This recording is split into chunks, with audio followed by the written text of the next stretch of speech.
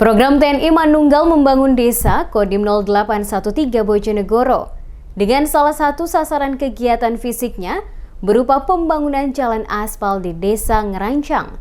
Mendengar kabar tersebut, warga tak sabar menunggu realisasinya.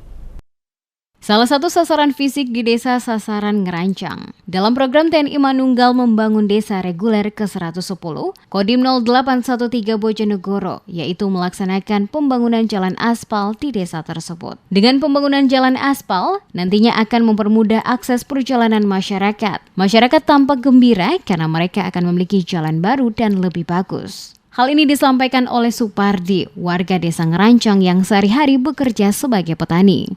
Gimana saya dibangun Pak Abri. Wau nang nggih dereng papingan ngeten iki, Pak. Nggih. Suka napa badel rin. Nggih jluwak-jluwak ngoten, Pak. Wis sae lah, Pak. Seneng ya, Pak? Remen.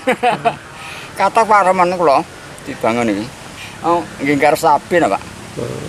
Tane nggih garap sapi nggih tegil ngoten. Diharapkan dengan keberadaan jalan aspal dapat meningkatkan sektor perekonomian desa menjadi semakin lebih baik.